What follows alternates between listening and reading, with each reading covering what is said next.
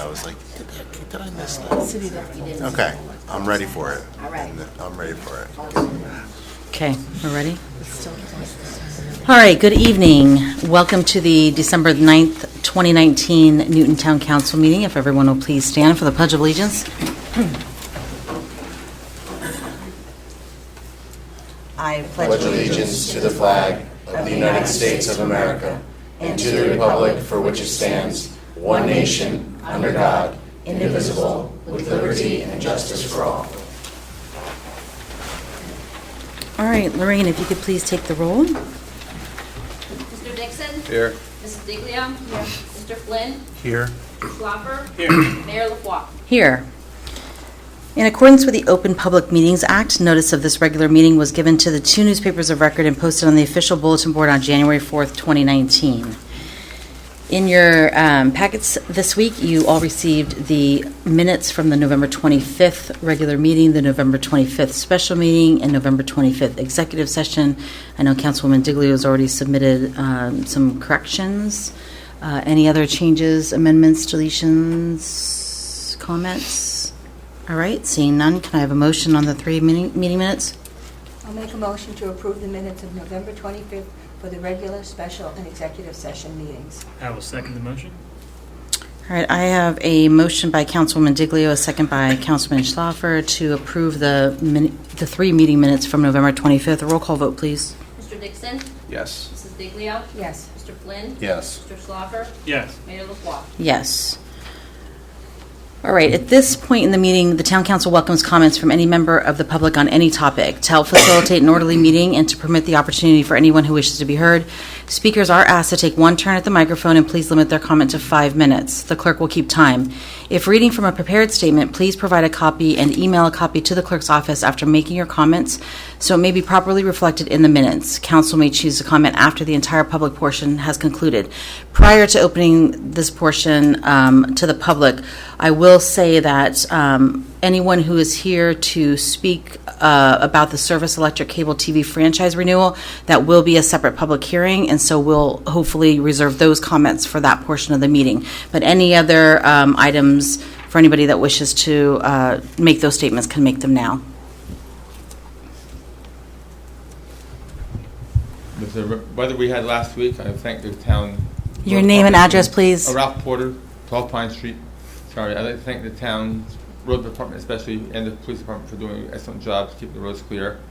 I want to thank Tom for getting the road department out earlier for me to get the brush off my lot because they couldn't get to it with total ass cars blocking the driveway all the time. So I couldn't get that, so he got that early. Thank you very much. And hopefully everybody keeps power for the rest of the year now.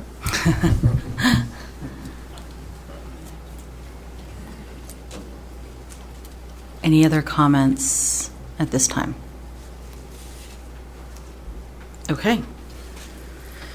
All right, we're going to move on to council and manager reports. So, being that this is our last full meeting of the year, you'll bear with me, I hope. So, a couple of updates on the calendar for the last couple of weeks. It's certainly been busy, in addition to the storm, as Mr. Porter pointed out. But once again, we were able to service a couple in Hampton. I performed a wedding on the 26th. Lorraine, thank you for your help and assistance. The couple, again, said it was a pleasure to deal with the clerk's office. I want to thank the Greater Newton Chamber of Commerce, Sandy specifically as our liaison and working on both sides, but the holiday parade on November 30th was wonderful. Tom and I marched in the parade and then also got to talk to some of the participants afterwards and thank our participants. It was a cold but sunny, beautiful day. It was also nice to participate in Small Business Saturday afterwards. I know that many of us walked around the businesses. Tom, I know Greg and I did. I also had the pleasure of judging our first annual gingerbread house making contest, although one winner was a gingerbread house, actually a farm, quite honestly. It was quite cute. And then the other was a 65 Impala, much to my happiness. It was pretty creative. But interestingly enough, we had participants from Sparta and outside of the town of Newton. So from a marketing publicity standpoint, it was great to be able to do some of those events, and thanks to the theater for opening the space so that we could use it for some of the events. Thanks to Kimberly and the team for the work they did in securing some of the musical acts after the parade and the work that they did. And then, of course, thank you to our small businesses that participated with promotions and events in the stores and in the restaurants. Yesterday, I had the opportunity to attend the Newton Fire Department Breakfast with Santa over at Station 1. It was great to be there with so many members of the Newton Fire Department, but also lots of community members that came from not only within Newton, but outside of the community. Lots of children dressed up in their fine holiday attire to greet Santa, and Santa was very patient and accommodating, so that was nice. And from there, Deputy Mayor Flynn and I went to the senior holiday luncheon, which we had about 65 seniors yesterday at Newton High School. So our thanks to Newton High School and the culinary team there for providing lunch, to Kat and the Recreation Committee for putting on a top-notch event. It's wonderful to get the opportunity to talk one-on-one with so many of our seniors who are so appreciative for both the luncheons, but also the monthly primetime seniors meetings and events and things. So many people I talked to yesterday, feel supported and included. So many neighbors checking on them during the storm of the last week, et cetera. So it was nice to spend time with our seniors yesterday. Speaking of the storm, all things considered, I think the town of Newton fared certainly much better than many of our neighboring municipalities in the county. As Mr. Porter indicated, I certainly want to thank Tom and your leadership with the DPW. I know we were in contact a lot. DPW, OEM was very communicative, not only internally, but also with the county in terms of opening of warming stations, getting that information out to those that needed to take the opportunity of the warming stations. I think at one point we had up to 3 set up. I know we also were one of 2 sites that hosted the American Red Cross, who provided meals to those that needed them. I was in constant contact with Congressman Gottheimer's office. I see Cheryl in the back there, who was in constant contact with JCP&L, the Newton First Aid Squad, the Newton Fire Department, I think, responded to 6 transformer fires, if I counted properly, on Monday alone. Newton PD was obviously out around the clock, helping with down wires and trees. Cleanup continues. I want to encourage all the residents, if you don't know about it, that the week of the 16th, next week, we'll be out collecting brush. You just need to make sure that the brush is brought to the street, no bigger than 6 inches in diameter, 12 feet in length, cut end facing the street. Did I get all that right? And we'll collect that brush. I know through Congressman Gottheimer's office, we've also been talking to Governor Murphy's staff about some potential financial relief that might be coming because of the cleanup efforts. Governor Murphy did not elect to recognize the area as in a state of emergency, and the funding that usually comes with all of that. So I know Congressman Gottheimer and Governor Murphy's team are working with Senator Orho, and our assembly folks, and certainly people at the county, to figure out what kind of relief there may be, if there is. JCP&L, I know there's a lot of criticism about their communication, but I know that there were daily conference calls, there were updates at 7 a.m., 11 a.m., 1 p.m., 4 p.m., 7 p.m., 11 p.m. in some cases, talking about, outages. I know that some people were informed that their power was back on when it really wasn't, and certainly not a perfect system, but I think given previous storms, everybody was trying to communicate a little bit better. Mostly want to thank our residents for watching out for other residents, homebound, seniors, et cetera, because I know that we can open the warming stations and we can put forth the services, but if people aren't able to get to them, that's a whole other issue. I know for our educators and people in the schools, I know they were anxious, safety first and foremost. I know the students were happy to be home, but getting everybody back in school and being safe on the street was a priority, and everyone really worked together in a coordinated response. So again, our thanks to our OEM coordinators for facilitating many of those conversations, but keeping everyone as informed as possible in terms of the storm response. As many saw in the Herald, Tom took some time to meet with many individuals of the Newton Police Department since the announcement of Chief Richards' pending retirement. And we've put forth at least an interim structure now as we go through the civil service process. So I want to thank Chief Richards for his service, and we'll do that in a more formal way. I know, but in the interim Chief Osborne will be taking the helm, and which then triggered a bunch of other movement within the police department. So thank you for coordinating that, Tom, in the middle of the storm and onboarding our new CFO and all the other things that were going on. I know that was a big undertaking, but I think a fruitful one more than anything. So being that this is our last full meeting, I have a couple of comments. So on July 1st, 2018, when I became mayor, we put forth 4 overarching goals around the 4 C's of customer service, communications, collaboration, and community. Keeping in mind the nature of our business, whether in the clerk's office, community development, water sewer, the tax assessor's office, or even the PD, ours is a business of customer service. And we were able to maintain our high level of customer service while still maintaining a nearly zero increase budget and still adding money to our fund balance over the last budget cycle in the last 18 months. With regards to communications, we committed to recording our meetings and posting them on the website, increasing our social media activity, and improving our newsletter by increasing the information that was included and having all departments represented in the newsletter. Collaboration between the town and Sussex County Community College, our businesses, redevelopment projects, new construction, the county, the state, and the federal government increased as projects small and large gained traction this last 18 months. We also continued collaborations in terms of shared service agreements with Green Township, Hopat Kong, the Newton Board of Ed, and many of our nonprofit partners in the town of Newton and throughout the county. And more than ever, a sense of community continues to increase in the town of Newton. Between parades, festivals, movies in the park, events like Flags of Honor, we have a lot of community building events in town and more that are being planned. And yes, we all look forward to the opening of the pool in 2020.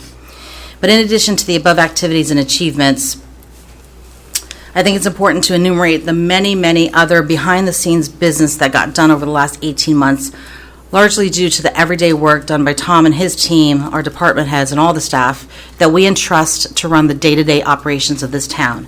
And some of those achievements include a utility audit. We achieved the state's best practices for municipal government. We recruited a new CFO, and that onboarding continues. We negotiated a fiber optics contract for Town Hall and the Police Department. We're undergoing a parking study to support the growth in town. We've undergone the approval for town-wide fiber optics contract with Planet Networks. We've designated the town as a stigma-free town, which garnered recognition through Governor Cody.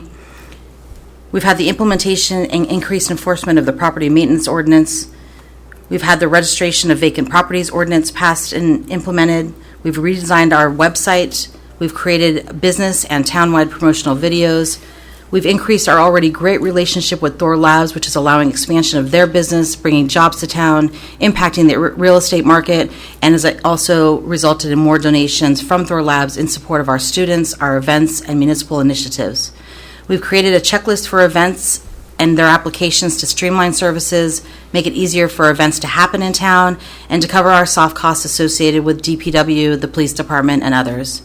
We've completed a market research project with Seton Hall University with implementable and concrete strategies. We've successfully negotiated the CWA, PBA, SOA contracts through completion. We've completed the Safe Streets campaigns with Trans Options once again being recognized by them over the last couple of months. As I mentioned, we've completed the reorganization of the police department. We've also done a reorganization of the DPW and sewer departments and made revisions to our master plan through the work of the planning board. We've opened and filled the RPM Newton Town Center project, and the properties behind Quick Check are also filled, as are many of the ones that are currently being built. We've moved forward on all of our development and redevelopment projects, including 56 Patterson Avenue and the plan amendment, 75 Mill Street, the Armory Cleanup and Redevelopment Plan, Diller Avenue, G&H, Hicks Avenue, McGuire's, the New Jersey Herald site, of course Thor Labs, and the Style Shop and Springboard Shops have undergone significant renovations, adding new businesses to town on Spring Street. The reconstruction of Firehouse 2 is almost done. We've created and implemented a 10-year sewer capital budget, including the ongoing sewer line inspection project. We've created and implemented a 10-year water capital budget, and we've completed the Fox Hollow water main repairs. The items I listed above are just a few of the higher level items on a much, much longer and larger list of accomplishments we monitor as a council throughout the year. But these items have only gotten done through the hard work and leadership of Tom Russo, our department heads, and all of the staff, full-time and part-time, in the town of Newton. So I'll close my comments by saying thank you. Thank you to each and every employee, volunteer, taxpayer, resident, business, and visitor to the town of Newton that has made the last 18 months incredibly productive, exciting, and transformational for the town of Newton. Thank you to Tom, Lorraine, Terry, my fellow colleagues on the council, the employees and volunteers I've had the honor to meet with and interact with over the last 18 months, whether here at Town Hall, at events, out in the community, at ShopRite, and even at the fire at the High Rise last year. Thank you all for your support. I'm looking forward to continuing the hard work, growth, and excitement in the town of Newton into 2020, and I wish you all a very Merry Christmas, Happy Hanukkah, and wonderful holiday season. So, I will now move on to Deputy Mayor Flynn. Thank you. I'm going to have a couple comments, but I'm going to save mine till council manager comments at the end. But thank you, Helen, for the very thorough synopsis, and it's obviously been a pleasure having you at the dais. So this is your last meeting. Thanks, Dan. It's been a pleasure. Thanks. Councilwoman Diglio. Well, on November 26th, Matt and I attended the CLEAR meeting where the continued success of the programs actually were discussed, such as operating Open Hand. On November 30th, as everyone knows, was the holiday parade. And I want to thank the police, the DPW workers for all their help before, during, and after the parade. And while we are also on Small Business Saturday, they were there, and without their presence, I don't think we'd be as successful as we were. So I want to thank them. Helen, I want to thank you for the last 18 months of your service as mayor. You've done an unbelievable job. Thank you. Thanks. Councilman Schlaffer? Nothing for me at this time. And Councilman Dixon. I just want to reiterate a lot of the comments about the fire department, police department, the OEM, DPW for all their hard work throughout the storm and then the cleanup afterwards. I think it was good. I mean, I was working Monday night and coming through Newton. Yeah. And it was one of the better towns actually than some of the other places trying to get around. So great job. Board of Ed meeting, the last one was over in a half an hour, just regular business, not much. The next Board of Ed meeting is Tuesday, the 17th at 7 p.m. at the board office. Okay. Mr. Russo. I also want to thank Mayor Lafleur for her leadership the past 18 months. It's been a pleasure. Look forward to your continued service on the council. I want to thank the Chamber of Commerce and all the staff members and volunteers for the Chamber of Commerce parade. That was a lot of fun, so that was a great turnout. Appreciate the comments from the mayor about the police department. I promoted Lieutenant Osborne as of today to the position of acting chief, provisional chief in civil service, Michael Monaco to lieutenant, and Michael Wilansky to sergeant. We'll formally recognize the three of them at our reorganization January 7th, and then we have the next wave of promotions will be February 1st when Lieutenant Zappa retires, and then we'll recognize those individuals at a February council meeting. So best wishes to all those promoted. This Wednesday, we have our tree lighting at 5:30, so hopefully you can all come back for the tree lighting. We will be closed this Friday at 12:30 for the holiday staff gathering. And we most likely will be keeping the December 23rd council meeting, but having a time change, so just keep an eye on the website for the time change. Thank you. Yeah, we have some very brief business to conduct on the 23rd, right? Yes. All right. So we're going to move on to the Service Electric Cable TV franchise renewal hearing. So before we have I guess, Ursula, if you can outline a couple of things. You can outline the purpose of the hearing, what we need to accomplish today, what our responsibility is, including what our limitations are, and what specifically is the business at hand today, if you will. Sure, thank you. And by the way, Mr. Scruton, thank you for the article in the paper today, I thought you enumerated the process quite well. Great. So we're here tonight because SECTV is here for their hearing on their franchise renewal. April 2020, their franchise expires. We received notice from the Board of Public Utilities, the BPU, in May of 2017. So we've been working on this for a while, Hold on. actually. Can you not hear Ralph? No. Nobody can hear. I will start over. Yeah. Sorry. Is that Okay. on? Yeah, you just gotta get. Sorry. Okay, so we're here for SEC Cable TV's franchise renewal.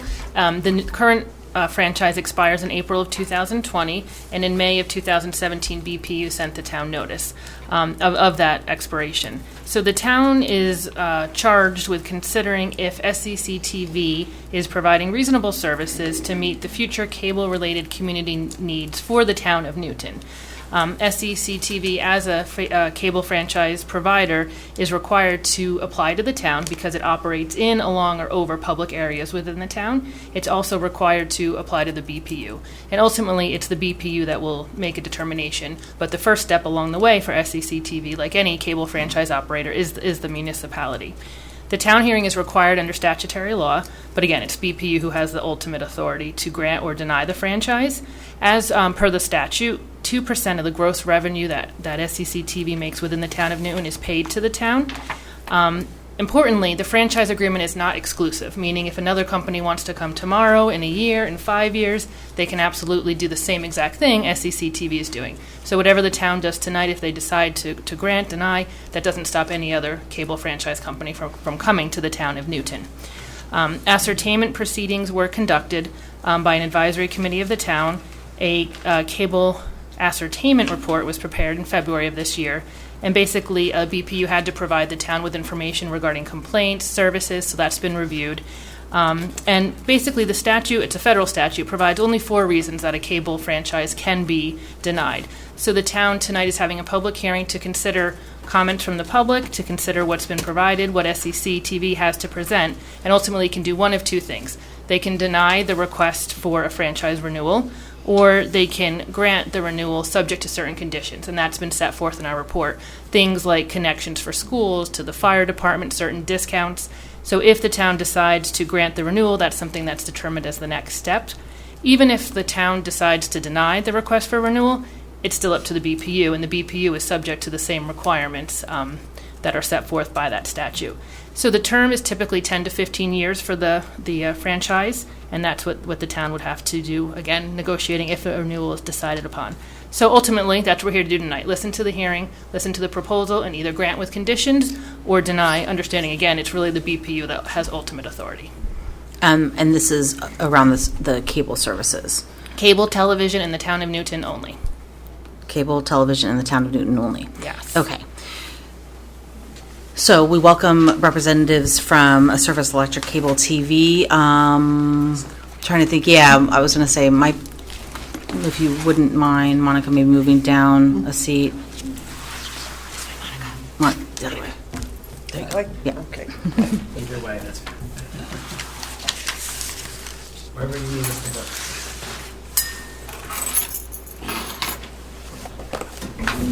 Thank you. Thank you, I appreciate it. So if you will, I'll ask you to introduce yourself, Yes. your title, and as you go through. And you Thank can you. be Can seated. everyone hear me? It probably is easier for seated then, Just pull that. based on the yeah, microphone. Okay, can everyone hear me? Okay.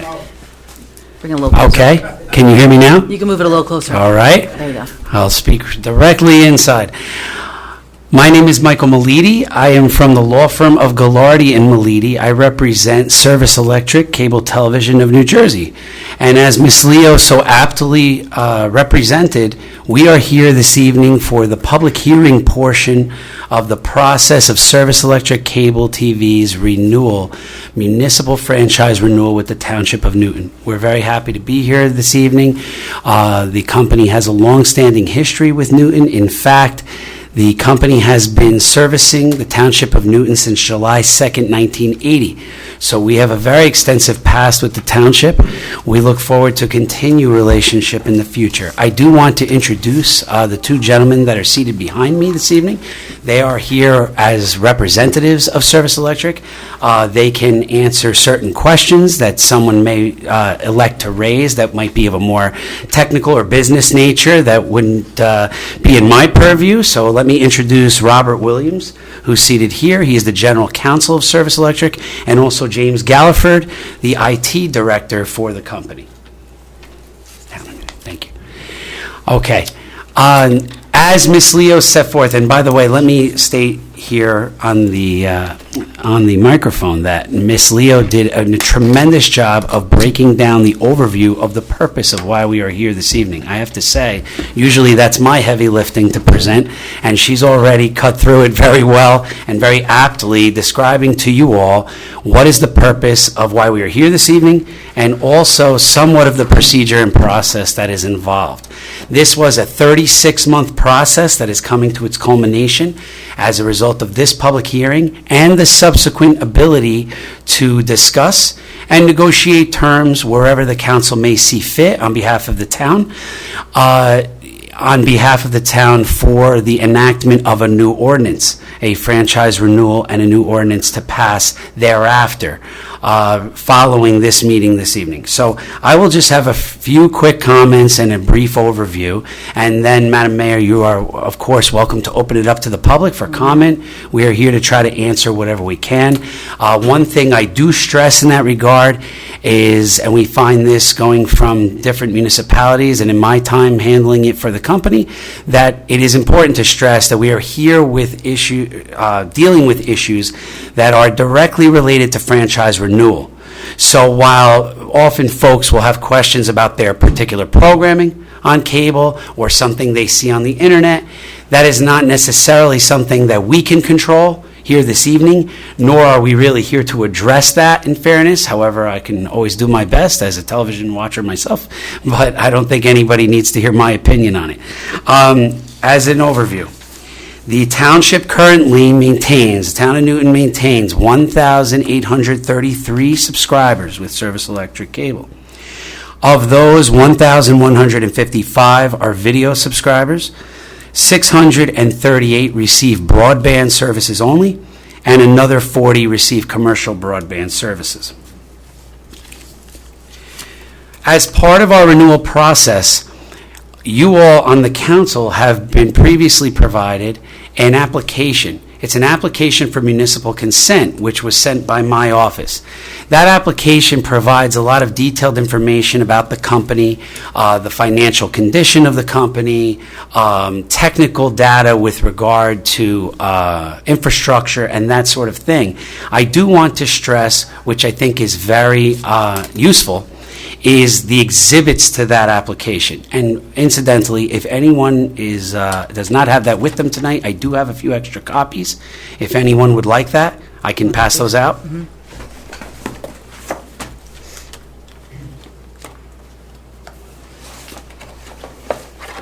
I don't know how many we would need. Okay. Let me just keep one. Thank you. Is that privy to the public? Yeah, it can be. You can share.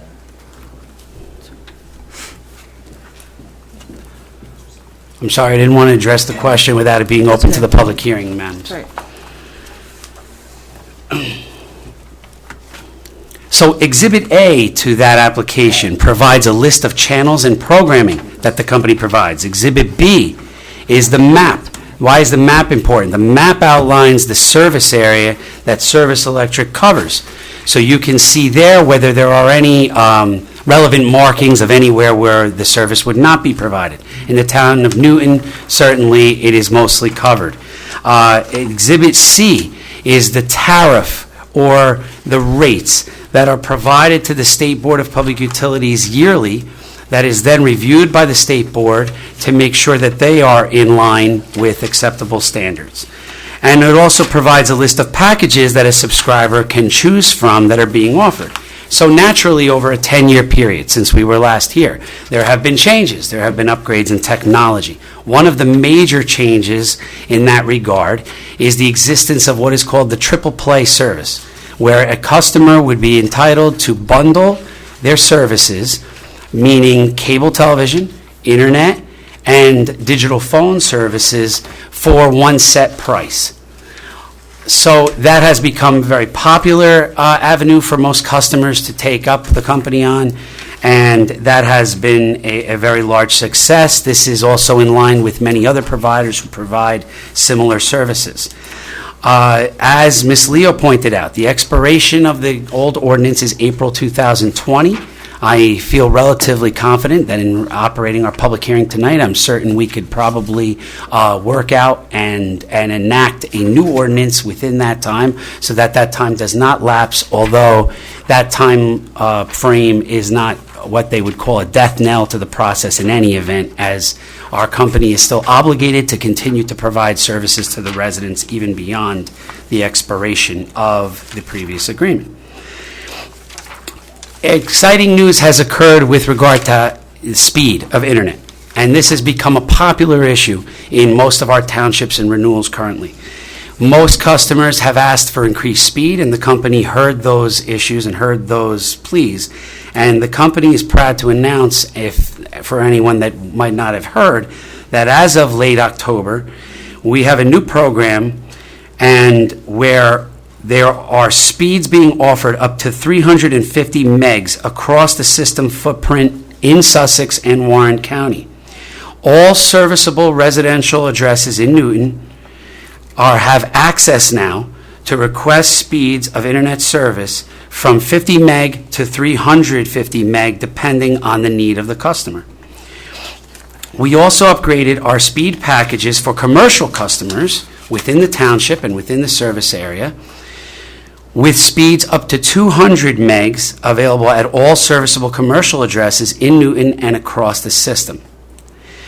If you compare, and this is, I think, where it really truly shows the company's dedication to not only the town of Newton, but its service area.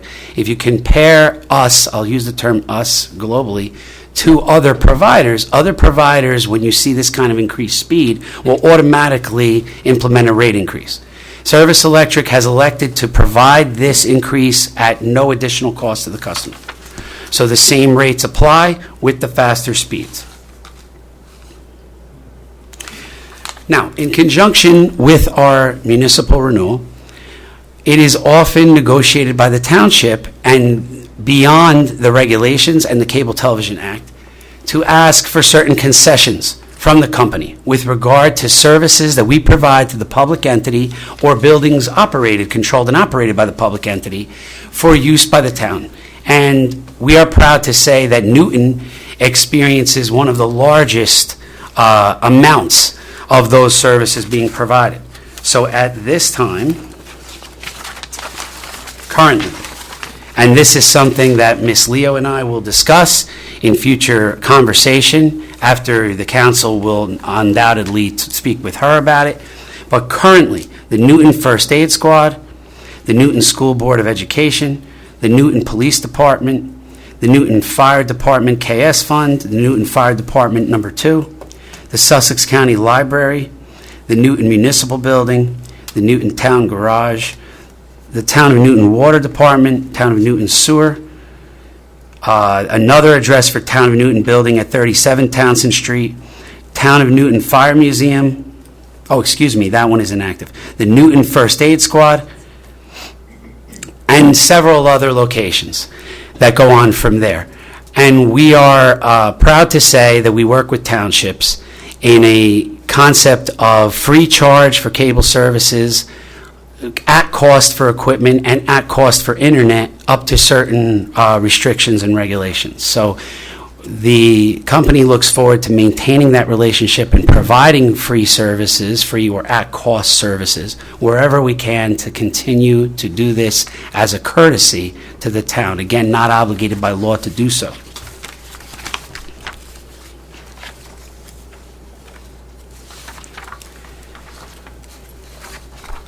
Upon the conclusion of the public hearing tonight, we have every intention of working out, as I said, a draft ordinance for your review and for your comments and for your responses.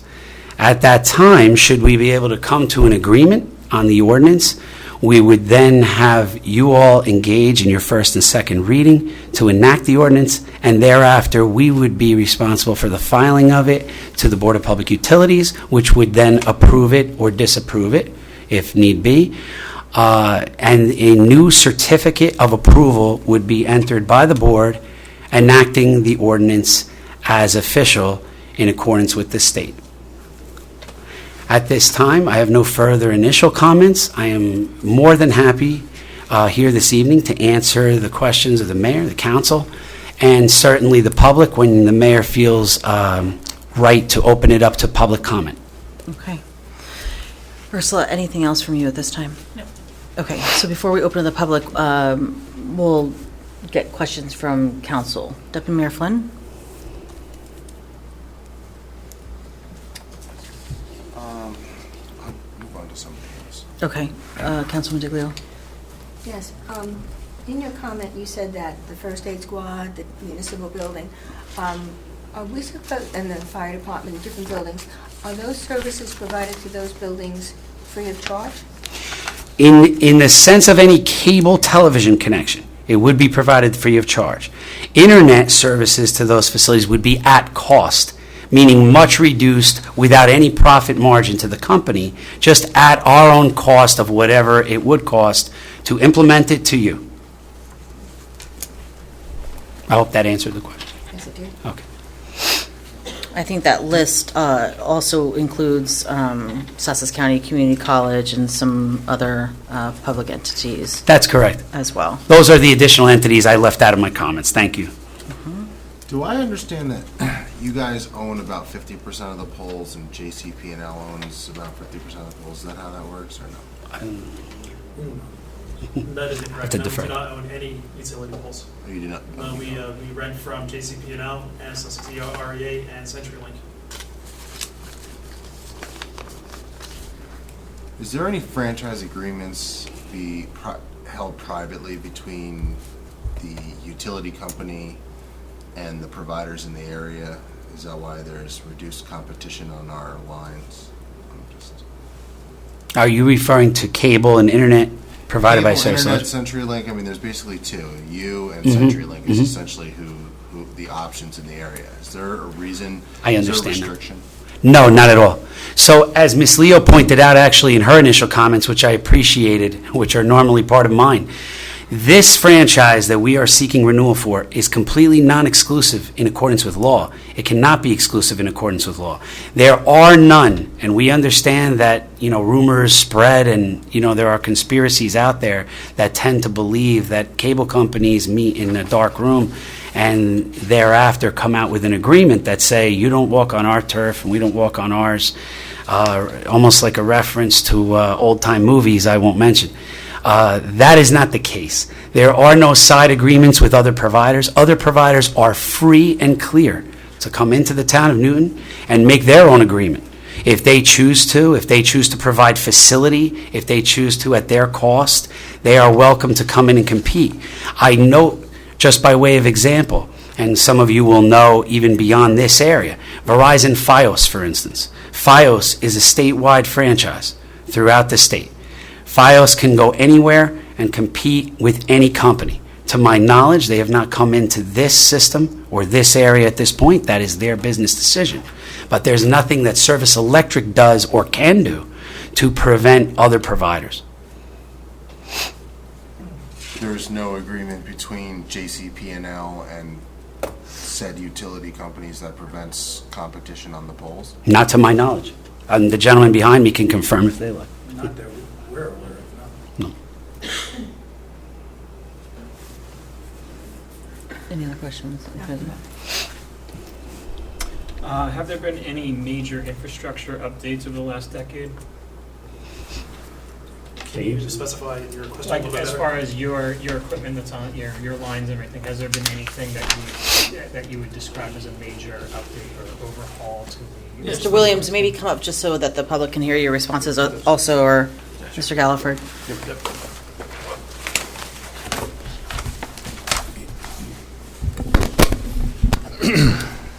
go. It's yours. We've done major upgrades, and in the last year, we've spent a significant amount of capital to upgrade our broadband infrastructure across the entire Sussex County and Warren County footprints, including Newton, to the DOCSIS 3.1 standard, which is the latest generation of DOCSIS broadband available to the cable industry.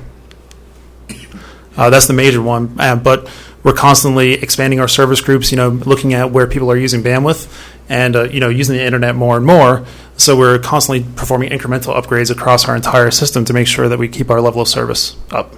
And would you say that's pretty common in each of these? Because, we're looking at renewals every decade. Yeah. Generally speaking, do you see a relatively major overhaul or update every decade or so? It's at least once? It's actually more frequent than once a decade. It's typically every 2 to 3 years you see a turnover in the equipment that we're using. You might see incremental upgrades, but you might see large upgrades where we're pulling out old systems and installing new systems to keep up with demand and changes in the way that people use cable systems and broadband, phone service, so on and so forth. Thank you. So just to piggyback on that question, I know you just announced the upgraded speeds without a rate increase. What are some of the next coming announcements or improvements or changes that customers can expect? Well, we're looking to keep on increasing our speeds every year. So next year we're going to be looking at faster speeds and further increases. Jason, any other questions? We think that broadband is the largest driver for our industry, so we really focus on broadband. But we're always we focus on TV as well and make sure that we're offering the best services out there too. We have a whole home DVR system that we've implemented in the last 2 years, which has been very successful with our customers. Because I imagine that you've heard this in the other municipalities, but broadband and speed are probably two of the biggest issues impeding what's happening for our students in the high school and their learning environments, businesses coming into town, Sure. The ability for people to work at home. This is a commuter out-of-county bedroom community in many cases, and more and more people are trying to work at home. Sure.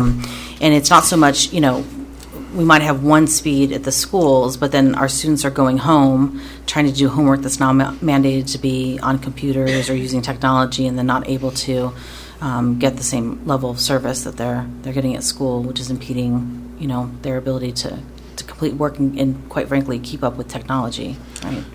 Well, that is why we have a variety of different packages available. We have everything from 50 meg to 350 meg, and typically those are our services that are definitely adequate for multiple people in one home, and depending on the application, the variety of packages are definitely adequate. Mr. Dixon?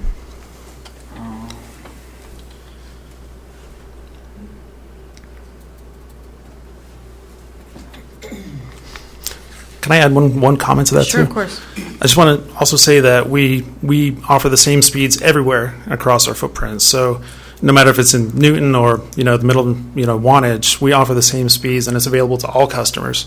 350 meg can be acquired anywhere throughout our serviceable addresses. With your continued upgrades to speed, is there going to be a large increase in price point for the customer? And what are your rates now in regards to industry and market rates? Where do you stand as far as cost versus competitive? Well, typically we're very price competitive. Where we differ from our competition is that we don't tend to hide fees. So the price that you see on our website is the price that you pay for broadband. If you look at other providers, you might have different fees that are added on after the fact. That's one place where we do differ from other providers, and we do find that we're price competitive with other providers. And do you see a large increase in price with future growth of speeds, or? At this time, I'm not sure, but right now, I don't see anything right now for this year. And are there any more, besides just increase the speed, is there any other sort of upgrades that customers could be seeing over the next 10 years is a long time, but over the next couple of years? Just keep on, expanding and focusing on where where our customers need more services from us, and really matching our services to the customer demand. Will we see an increase in commercial as well? I mean, What do you mean? The residential speeds are a little faster than the commercial speeds, so. The commercial speeds, we partner with Penteledata, so we offer our own packages, which we also increased at no charge to our customers. They go up to 200 meg now, and then other packages are available through our partner, Penteledata.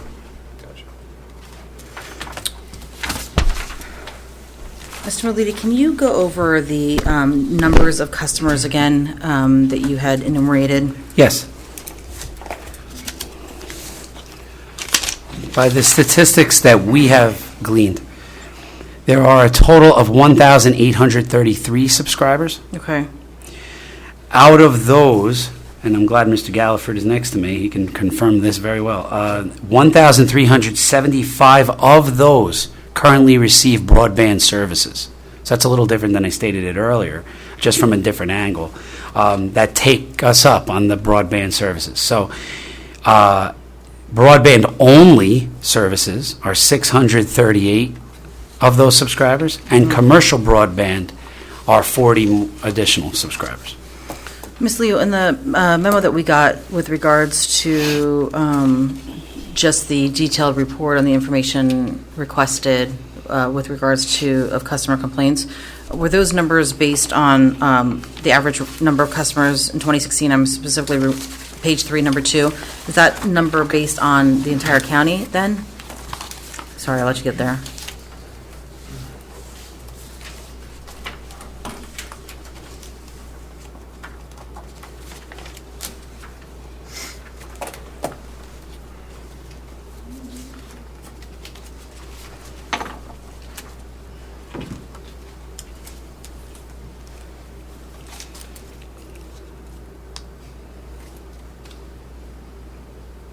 Page 3.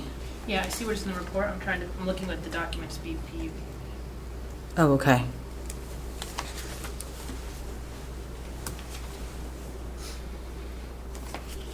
I guess it must be. Yeah, I'm not sure why it's different. Yeah. I think I have a copy of that ascertainment report as well. Right, this average number of customers in 2016 was 23,527. Is that... That would be system-wide. That's system-wide for the entire county? Yes. Okay, so then therefore, also the information that we have on recorded customer complaints must then also be for the county-wide? That's correct. Okay, so just for the public's edification, from October 2010 through July 2017, 68 people made 166 complaints regarding SECTV, the main complaints relating to outages and quality of service.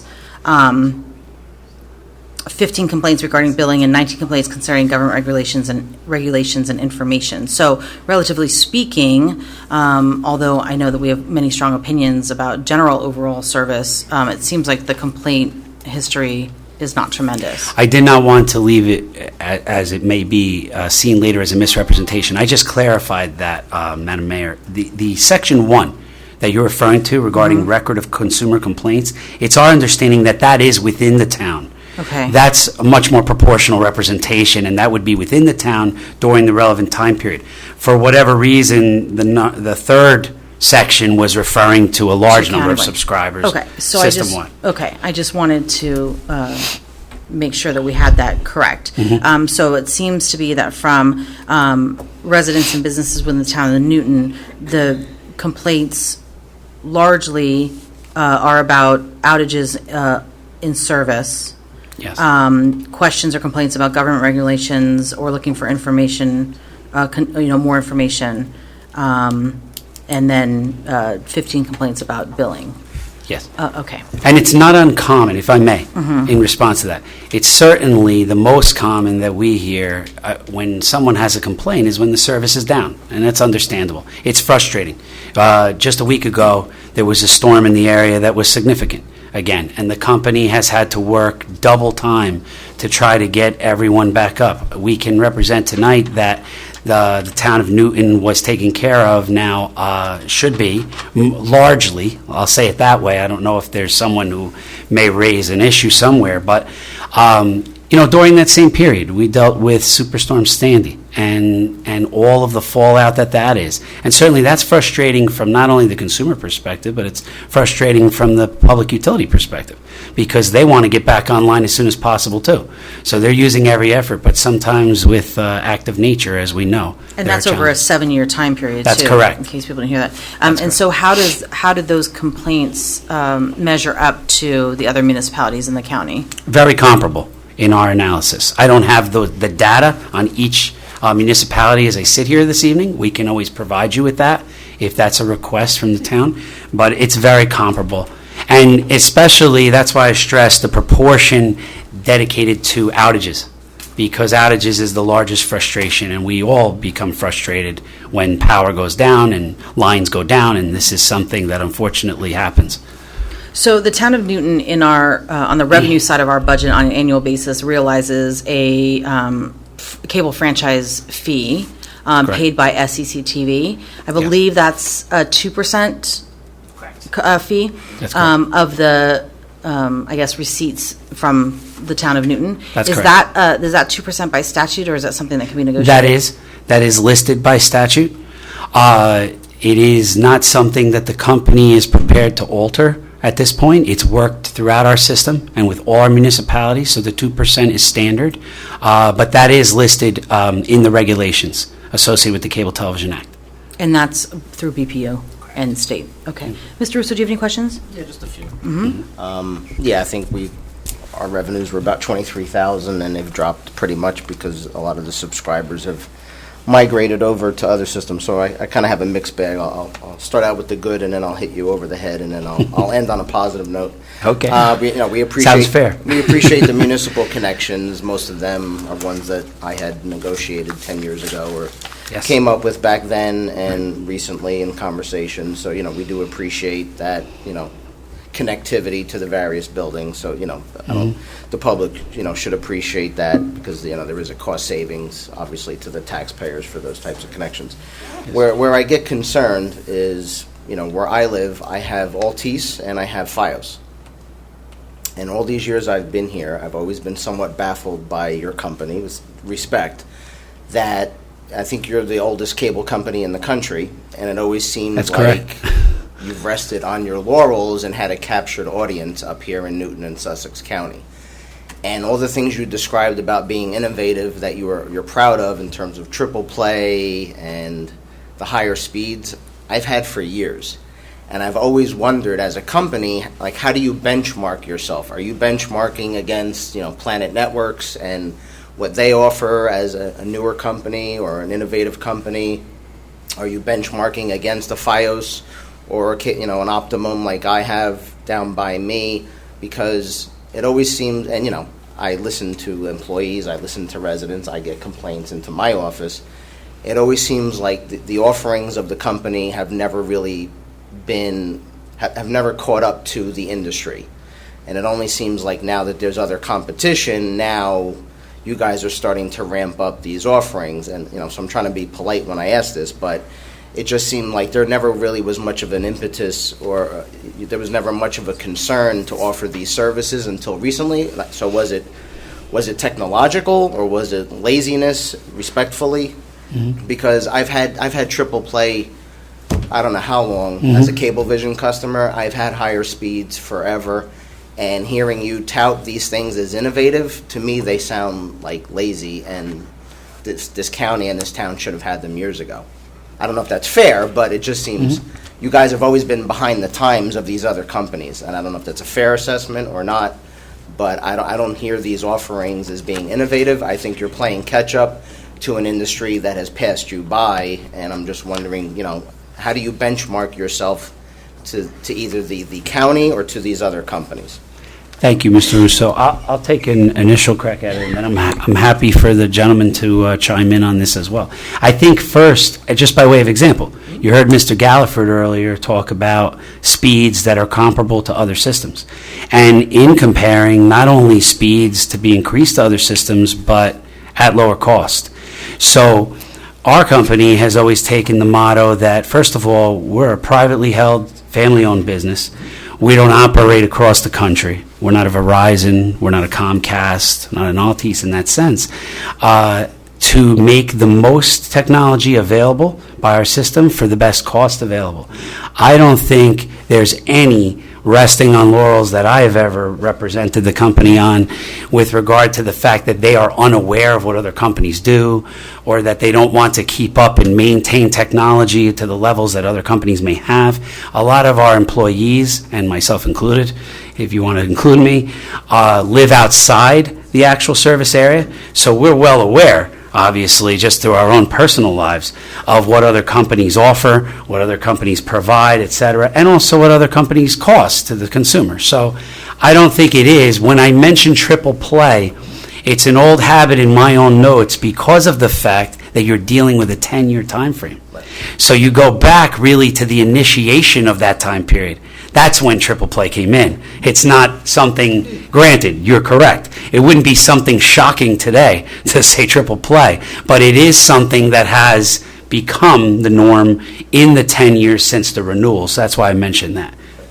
Did you want to add anything to that? I think you did a good job, Michael. I'll just add a couple of things. The companies that you mentioned have millions of subscribers in very dense markets. This community, this area, Sussex and Warren, and I've been around with Service Electric for 25 years. I'm very familiar with that density issue, and that obviously goes a long way in determining what you can invest and how you have to make investments. And what Mr. Galliford described earlier is an ongoing process that we go through to come up with a game plan. We take it based on actual usage by customers as well as anticipated usage and growth and the things that go into making those kinds of decisions. But over the years, we always heard about there was going to be tremendous growth here or tremendous growth there, or whatever the case may be. But we can't make those decisions hoping that there'll be that growth. We base it on actual growth and what's available and what we can provide. As a small privately held company, you're correct in saying that we're the first. But at the same time, with all the consolidation in the industry throughout the country, including in the tri-state area, that has certainly changed the landscape. But we've kept up with it, and we've made the investments we've had to make to continue to supply the services that we've provided. And we're certainly willing to listen to anybody in government, anybody in the public, our customers, and find out what is most important to them and try and deliver that to them. So having said that, earlier this year, Mr. Hoffman, Newton High School, and others hosted a community-wide event where there were about 118 people in attendance. I think I counted, representing almost every municipality, and certainly while we're here tonight talking about service to the town of Newton, I think it was a missed opportunity, quite frankly, for SEC TV because you weren't at the table. You were there, right? You were. Well, yeah, No, there the was one a in few Newton High different. School. Yeah, we were at Okay. multiple events. We were at a forum back in the summer. Yeah, the reason and I think that we're talking about the same one. I think it was an opportunity certainly to hear from people from all over the county that, unlike the residents of Newton who enjoy, water and sewer and, the services that we're able to provide because it's the town of Newton, there's so many people in the county are not getting, some of even the basic services as cable to some of our most remote areas. And I know it's a struggle, I think, industry-wide as we talk about the poles and access to the poles and the cost prohibitive nature of that work. But, I just wanted to interject, Mr. Russo, you can continue. It's that, I think the town of Newton realizes a little bit different structure and probably better service than many of our neighboring communities. So just encourage that continued conversation from your part with, all of the outliers in the outlying towns around the town of Newton. I will. My only response to that will be we've from the beginning have endeavored to do things system-wide. And as Mr. Galliford referred earlier, if we're going to deliver a service, we're going to deliver it everywhere, whether it's internet-based speeds, television, phone, and we've always tried to do that because we are sensitive to the very thing that you've just described, which is every area is a little bit different, densities are a little bit different, and, it impacts cost. Okay, Mr. Russo, please. Yeah, just the last question was, the most common question, other than the offerings and the speeds, that I've heard all these years I've been here is what type of discounts do you or may you offer for either veterans or senior citizens? Right. I don't know if you do or don't, but if you could speak to that, that's usually the most common thing that I usually hear from people. Right, and we have dealt with that for many years, mostly in the senior citizens area. And our position on that has always been, it's a balancing act between doing something like that and then making investments in order to increase services and deal with services. And our position has always been, and will continue to be, that if we are going to introduce that, be it senior citizens discount and/or veterans impacted, we would do it system-wide. We would not do it in one town in connection with a franchise agreement. We would do it everywhere. And what is your current policy around And we do not some have relief? We do not have a discount in either area currently. Okay. Mr. Russo, any other questions? Council, any further questions? or comments? I just wanted to say something as far as the growth goes. You say that there's, the growth isn't there, so the infrastructure improvements don't get made, but sometimes without the infrastructure improvements, you're not going to get that growth. I mean, you hear it all the time of businesses saying, we're not going to open a business there because we're not getting the correct internet speeds or whatnot. So it's not viable for us to do our business there. So I think I'm just kind of throwing it out there as kind of an opinion that there has to be that consideration too. So I agree 100% with that, and that is an ongoing challenge for us as well, because we do realize that if you don't make the investment, you're not necessarily going to be in a good position to deliver services. So it is a balancing act. It is something that we continue to study, but we have taken steps to make the investments in areas where we want to deliver at least a standard of services that people can count on and expect. And we continue to do that. And our most recent upgrade with the speeds was a long process in getting there, but it's an ongoing process and one that we will not stop. We will continue to do that. We always have. I've had the benefit of being a customer of both your competition and yours. Now I'm a customer of yours. When I say I'm just referring to for internet. So your competition on the internet side is not robust and really it's hard to, their shortfall shouldn't, you shouldn't be held accountable for it, but there's not a lot of competition there as far as who else is offering internet. I happen to live on a street that had they couldn't even produce 8 megabytes and there wasn't enough users to substantially increase the infrastructure and I was forced to change the whole package. So, I don't see there being increased competition on the poles, but maybe technology is going to go in a different direction in the near future.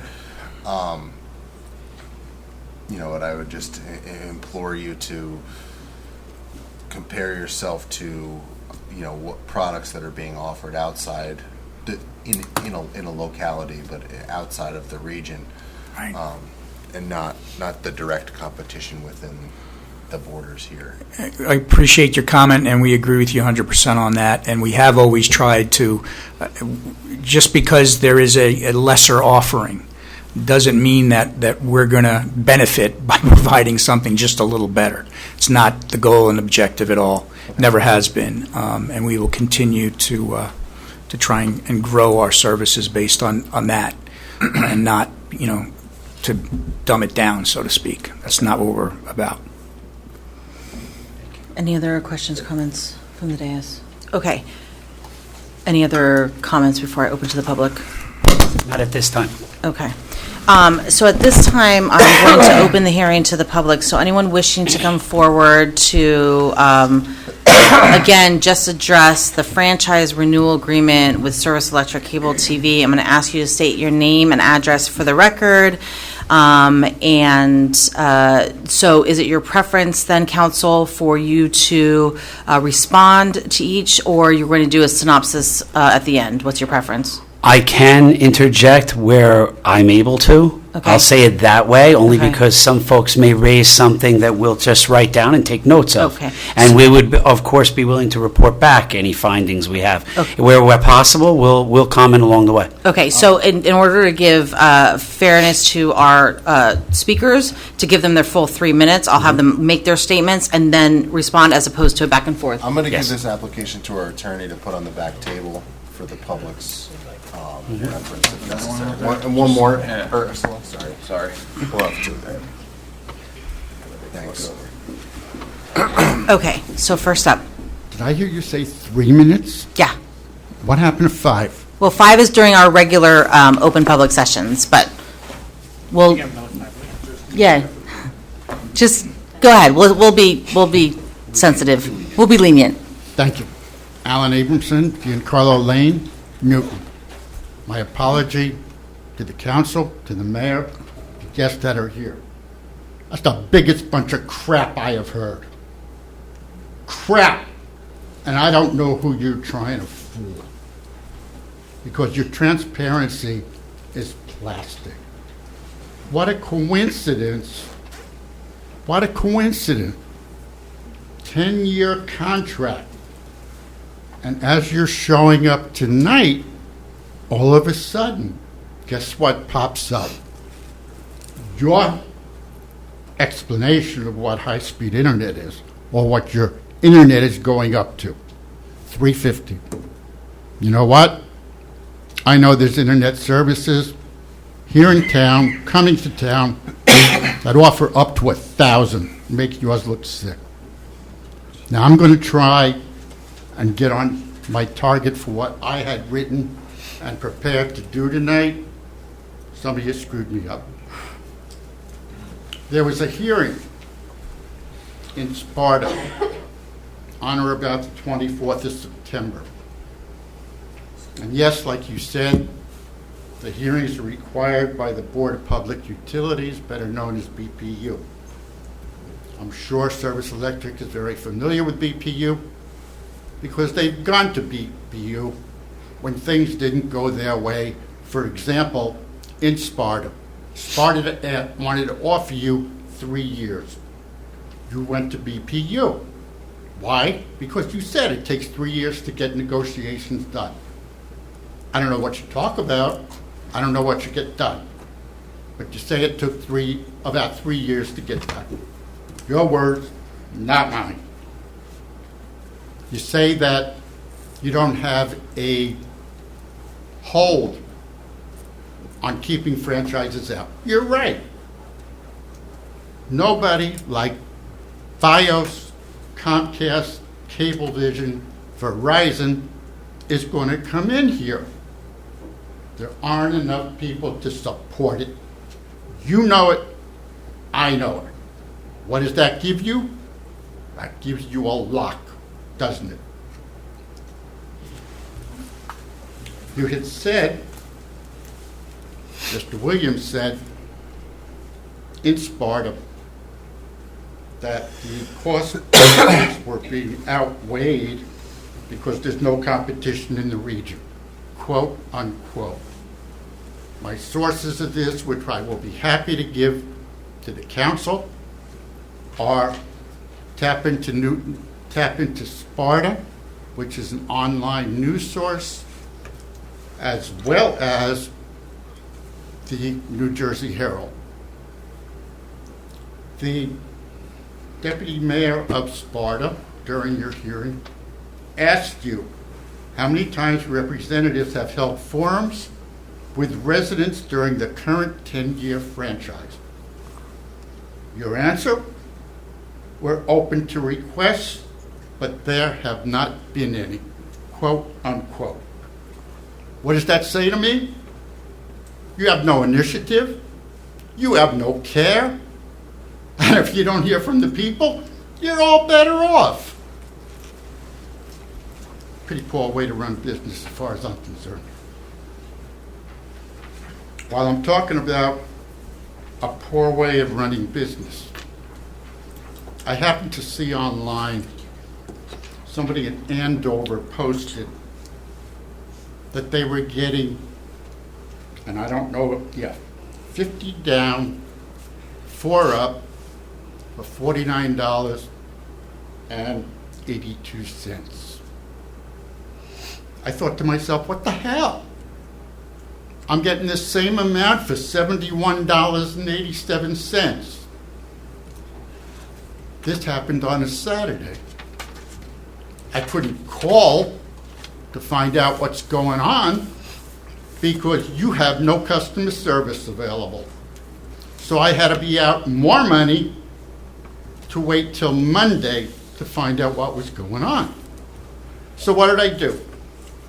I went to the internet, I looked up your site, and like your representative said, on the 28th of October, different tiers with different speeds were going into effect.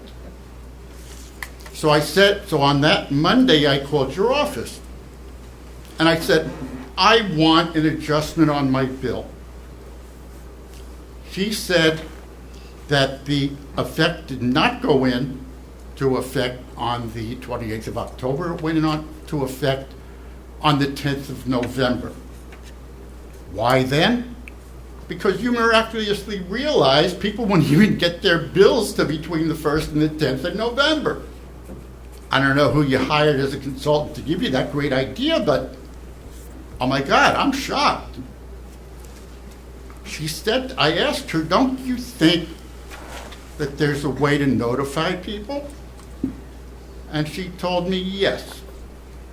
You do it in messages on your billing. So I dug my bill out after I got off the phone with her, after speaking with her, and after reducing my bill approximately $25. And I saw it says messages. I want to be happy to give this to the council too. I don't look at it. Stupid me. I will be from now on. Why? Because I see I can't trust you. I have automatic bill pay. Bill comes in. I see if the number is right. I see it's right, and I go about my business. Well, it says here on your messages, not highlighted, not bolded, not taking into account there may be people that you serve who are visually impaired, senior citizens who are losing their vision, people with medical conditions. Why should you take that into account? So it's not highlighted, it's not bolded, no inserts were put into your bill. It just says here, the team at Service Electric is happy to let you know that we have doubled the speed of our broadband tiers with download speeds of up to 350 across our service area. Visit our website or call customer service for more information. Please note that compatible equipment is needed for each broadband tier of service. I don't know how many people may not still be aware of this, that you're raking them across the coals getting extra money because they didn't pay attention or see this because nothing was done to really make sure it was known. One of the last things I want to say that I would like for the council to consider, I know it is that I would like to see the council put together a task force made up of county representatives, the town manager, and however big or small you decide to make it be, citizens of Newton, where their position would be, hey, nobody's requesting a semi-annual meeting with you? Well, hell, let's put this thing together, and I damn well guarantee you there's going to be annual, semi-annual, or whatever you want to call it, meetings with you. You talked about some of the things you did, but did you talk about your customer service? You've been here for 40 years? You're looking for another 10? Why can't you, here is a question, expand your customer service to provide 24/7 service? Weekends, holidays, throughout. I'm sorry, again, like I said to the council, I'm pissed. But I want to break it down to the people. It's about the people, not all this hogwash that I heard presented tonight. And I thank you for letting me go on. Okay, just from my own knowledge and my own perspective, I'll hit a couple of high points, and representatives behind me can let me know if they want to address anything from their end. A couple of mentions were made of public forums, follow-up forums. While not germane to tonight at all, in Sparta, because the gentleman raised it, and I just conducted that public hearing along with the mayor and council in September, that is true, there was a specific provision in the ordinance that said meetings and follow-up forums can be upon request. The company simply followed the directive of the agreement that we had in the ordinance. Sparta, what I would venture to guess, because they didn't feel the need, because there wasn't that kind of outcry, but I don't know that, I'm just venturing an educated guess, because I will say that when there is an outcry on a certain issue, we certainly learn about it, and we certainly end up addressing it, whether that's in a public forum or whether that's through council being alerted to an issue going on. Never took us up on that ordinance or requested it. So it was not, contrary to the gentleman's representation, an effort of laziness. It was an effort in following along with what the township desired. And if that's the provision with Newton, that is how we would proceed. However, I will tell you that there have been municipalities in my time representing the company that have requested from time to time. And you made mention of a forum, Madam Mayor, earlier, maybe a more informal forum outside of a township. I think of in Hope Township, specifically. We had several meetings where the mayor there called to have a forum, and we conducted that, and we were present for that. So certainly the company is not looking to turn away opinion. The company is not looking to turn away discussion in that sense. With regard to the comparable speeds or customer service issues, did you want to address that at all this time? Okay. All right. We'll take that under advisement. I have notes on it, and we'll move forward. Next.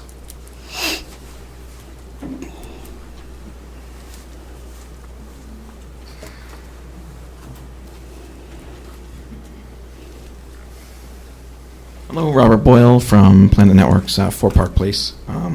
I've come to these things, not we compete with Service Electric, but I don't come because I think they shouldn't be denied. I think they should be allowed to continue providing service and whatever concessions the town does, whatever.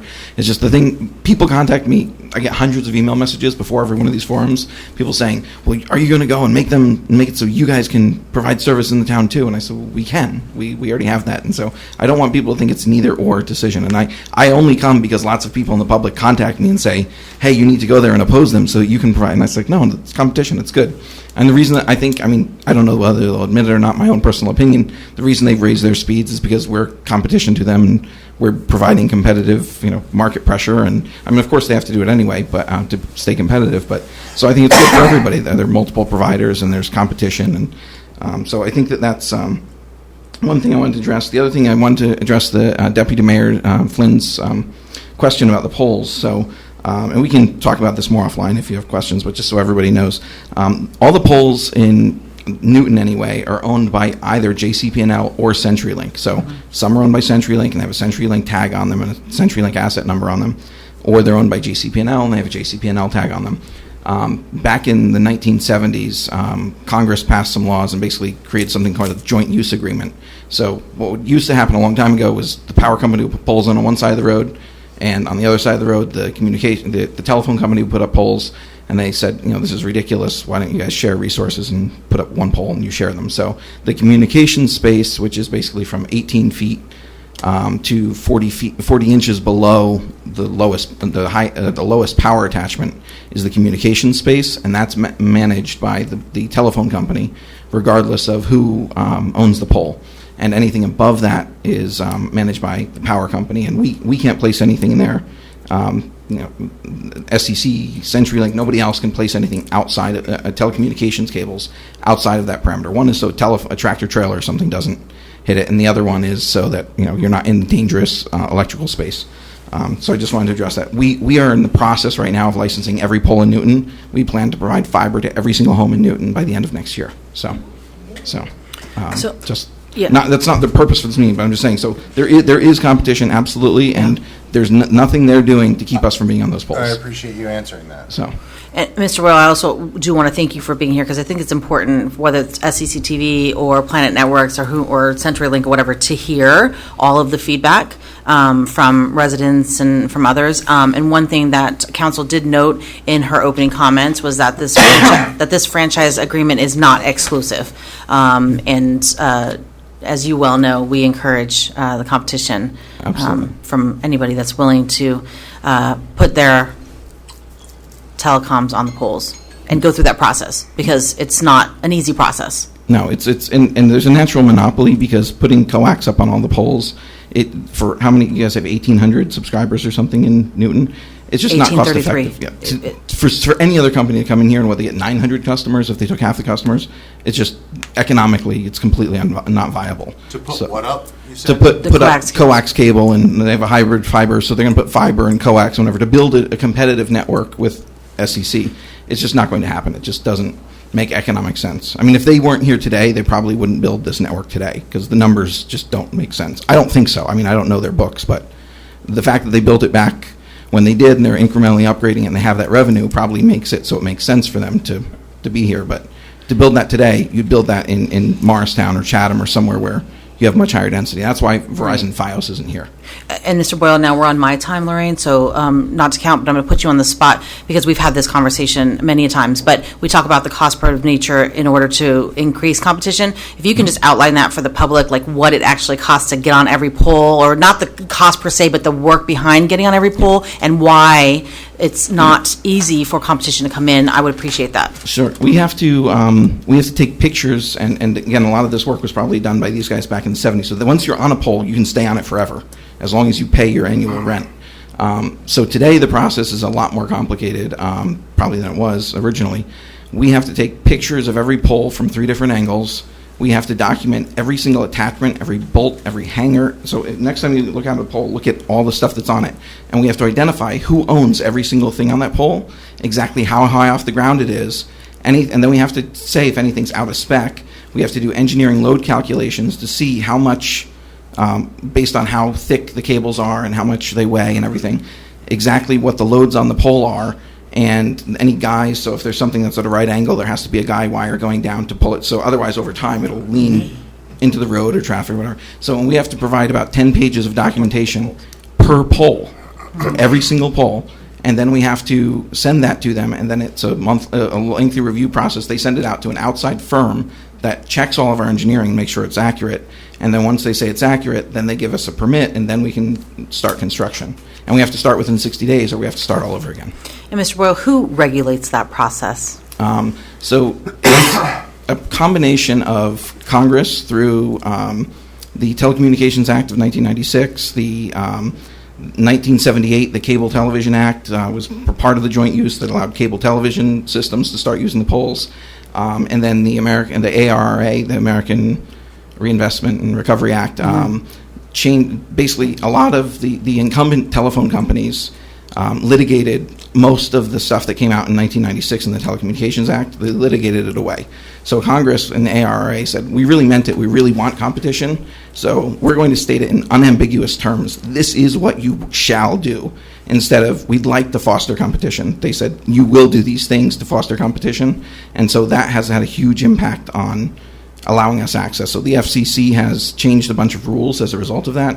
And before, with all those things that were identified, if we had to move somebody, we had to have them come out and move their wire. We had to have the phone company come out and move their wire. If AT&T had something on there, they had to come out. So one pole to move things around may have had 10 different trips with $1,000 per charge per, so it'd be $10,000 for one pole before we can attach anything to it. So there's now something called One Touch Make Ready, where we can go out and we can move everyone and move them to where they need to be on the poles so that we can make room for us.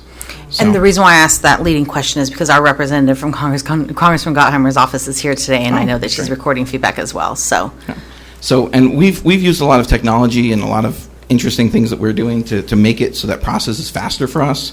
And so it used to take us to do 10 polls would take about 2 days, and now we can do about 50 polls a day. So we're accelerating the way that we're doing it using a lot of really neat technology and artificial intelligence and stuff. But the only last thing I wanted to just say is in terms of the community. So I didn't bring this up in Sparta because it wasn't, I don't know it's as relevant. But in Newton, I know that there's a big disparity in the incomes of different individuals, and something that is available through other cable systems around the state is something called a Internet Essentials program. Because as you mentioned, in school today, my wife's a teacher, and everything she does is in Google Classroom. So if kids don't have internet at home, they literally can't work or do their homework. So in Comcast and Optimum both offer this. Internet Essentials is like a basic $10 to $15 a month basic internet. It's not fast. It's not 50 megs or 100 megs or whatever. It's like 10 or 15 megs, but it's something so these people can work at home and do their homework and can't do anything today without internet. So we offer something similar to that. So I challenge SEC to do the same. So, and that's all. Thank you. good feedback. Thank you. Real quickly, Madam Mayor, with regard to oversight, because this is kind of interlapping some of the comments Mr. Boyle just made too. He made a comment about the upgrade in technology being because of perhaps his company's existence or other competition. It isn't simply that motivates Service Electric either. There's an oversight board, and we've made reference to it several times, the Board of Public Utilities, and specifically there's a subsection in our state that doesn't exist everywhere called the Office of Cable Television. And each year they have to review things, and each year they can specify where they think Service Electric needs to build out more infrastructure because a certain street doesn't have enough. And they provide an awful lot of oversight and commentary. I've worked with them very exclusively during my time in representing the company, and Mr. Williams, as he said, goes back further than I do with the company. And by way of background, and Mr. Boyle was correct, when Service Electric came into this area with the, I'll use the term more sparse population than some of our other areas within the state, they were encouraged as the only company that was willing to step up to build out at times roadways and areas of townships and municipalities that really did not have any good projection of profit. But they were encouraged to come and do it, and they were willing to step up. In the as late as the late 1990s, the company progressed to provide service in the area today known as a regionalization area. 4 towns that joined together to become one serviceable group in Hope, Knowlton, Frelinghuysen, and Hardwick. The reason for that is because they were so sparsely populated and so much more rural just west of here that they were without services, basically. And the company stepped in and did it. So there's a long-standing history of the company not just looking at profit margin, we would suggest respectfully, but also at service to this very unique county and service district.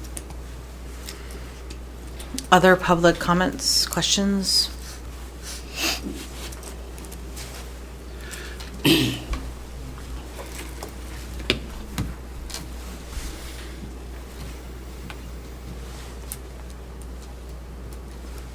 Eric Snyder, 6 Ashford Street, Newton. Sussex County's always had an infrastructure problem. We are fairly sparsely populated, but I would point out that if you build it, then people may come.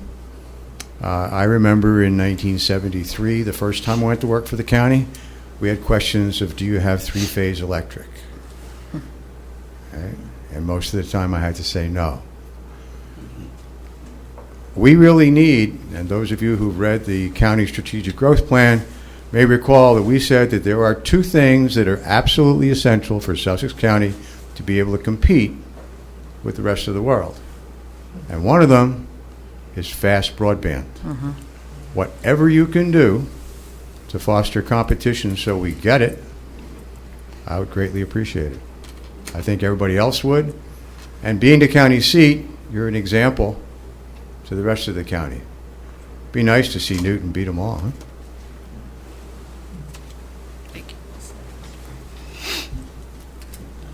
Nothing at this time.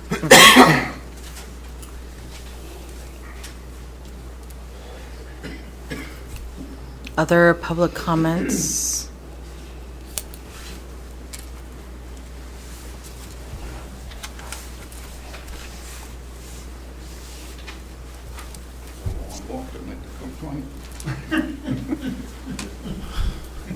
No, this is not going to be a 5-minute denunciation of anything. It's going to be a real quick question. Name and address. Michael Malone, 59 Trinity Street.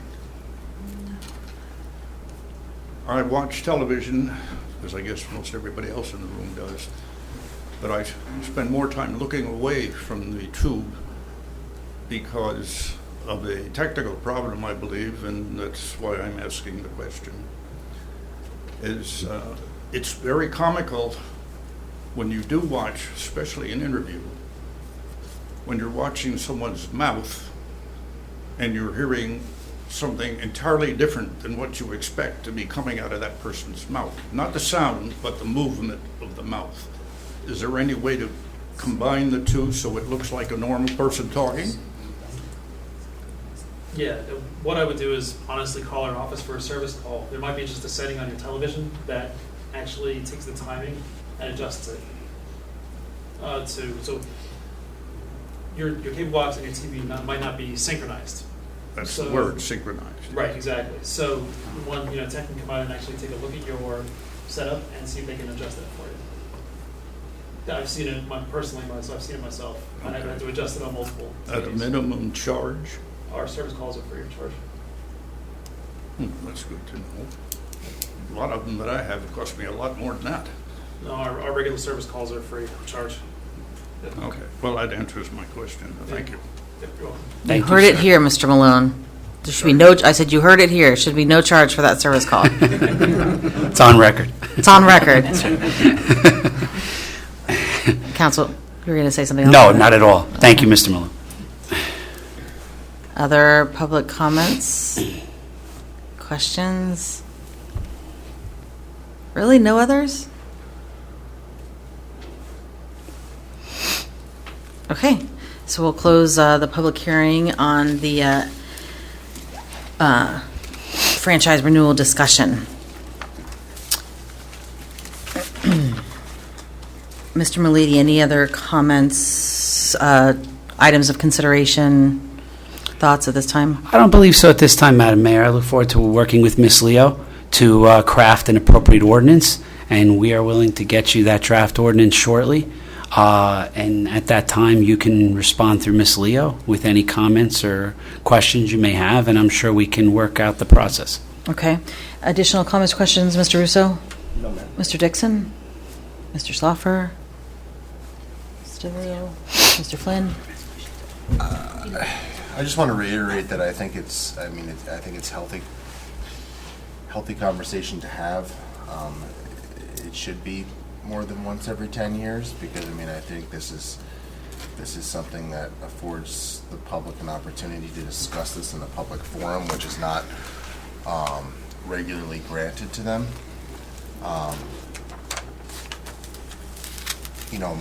My opinions aside about competition and service is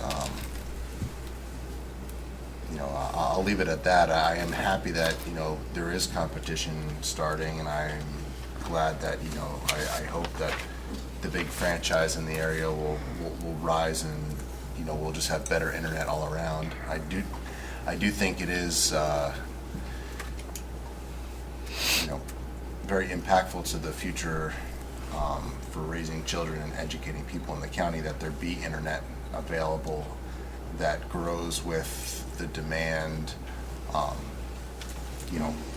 for students and for people that work from home. So, that being said, I think it was a healthy conversation to have. So, thanks for coming. Thank you, Mr. Flynn. We agree. Yeah, I made a note of that provision, and perhaps in the ordinance to include public forums on a regular basis, so we can certainly look at that.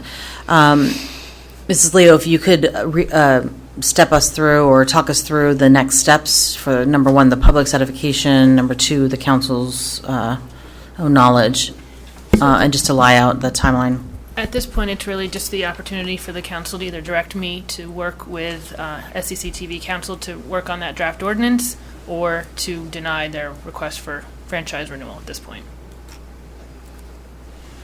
So I think you've also outlined the restrictions around what a denial would. So it's my opinion that given what we've heard tonight and given what we've been provided by the BPU and the SECTV, that based on the 4 criteria, if you could, yep.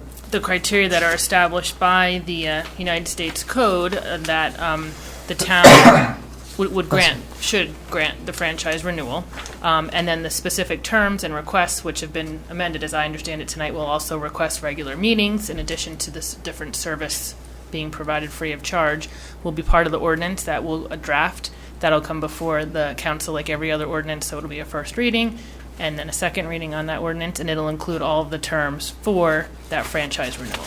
Okay, so just to reiterate, a franchise renewal agreement can only be denied for one of 4 reasons, and I want to make sure that we kind of went through those tonight, and I think we did. The first one being the cable operator has not substantially complied with the material terms of the existing franchise and with applicable law. So we talked about what the current franchise agreement outlines. I don't think based on the committee's report that we have any substantial findings to say that they did not comply with the existing franchise, and certainly have demonstrated where they've fallen under applicable law. So I don't think that we have any counter to number 1. Correct? Yes. Okay.